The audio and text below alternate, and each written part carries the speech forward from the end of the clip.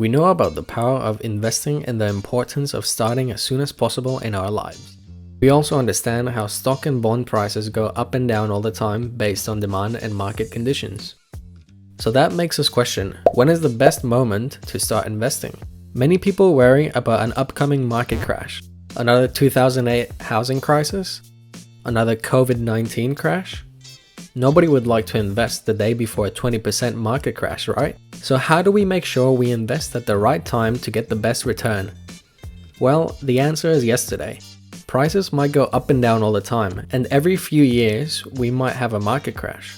However, when you zoom out and look at history, the trend line is quite clear. Innovation and development are leading humanity to higher value overall.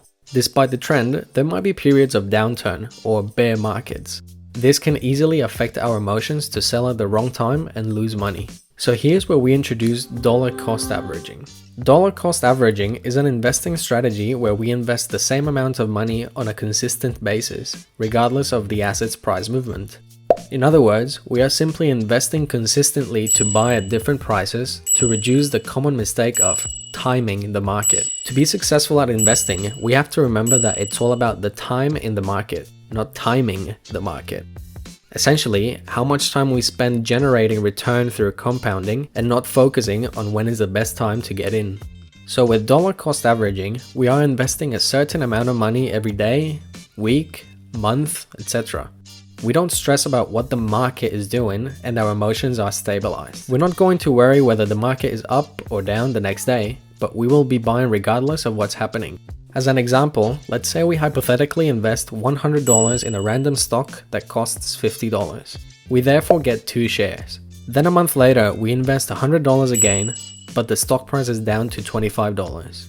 We now get 4 shares. Then another month goes by and we invest $100 when the stock price is $100. That means that we now buy 1 share. If we look at the total, we've bought a total of 7 shares at an average price of $42.86. The current price is now $100. That means that if we multiply 7 shares by $100, our current value is $700. If we subtract the total cost of investing, which was $300, we then have a profit of $400. Let's transfer this concept to a real-life scenario now. We are starting to hypothetically invest $500 every week. The start date is in this new millennium, the year 2000. A turbulent time in finance as it experienced the dot-com crisis and the 2008 housing crisis in just the first decade. So here we're tracking the SPY, an exchange-traded fund that follows the S&P 500. In other words, the top 500 largest companies in the US. In this case, we're diversifying our money across the top companies. So we start off by purchasing $500 worth of shares, which equates to about 3.45 shares back in 2000. We still buy the same amount consistently throughout the years even though it's going up and down. As you can see, we are buying more shares when the prices are down and fewer shares when the prices are high. So if we fast forward to today, we can see that we've contributed a total of $141,000 since the year 2000. That's a total of 961 shares. The current market value for 1 share of the SPY ETF is $438, making our portfolio value $422,000. Our average cost per share comes down to $146.66, which is technically the average price of all our shares. Last time it was this low was in 2013.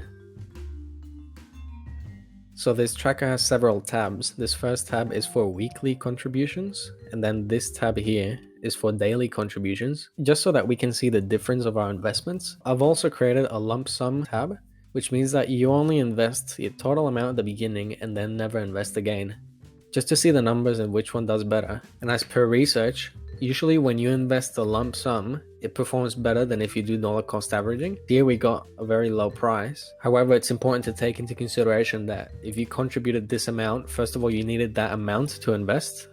And also you went through a lot of emotional stress going through a crisis between 2000 and 2009. Therefore, even though the difference might be a lower return for dollar cost averaging, it's a bit more affordable for those who want to get in without having a lot of money. It's a strategy that gives you peace of mind because you're getting several prices at different stages. Lastly, I created these graphs so that you can understand how your cumulative investment is changing versus the cumulative value. This is how dollar cost averaging works. It's a great strategy because you're not mixing your emotions with your investing.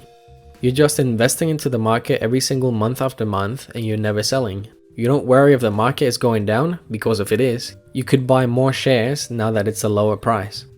There's one more detail I would like to explain.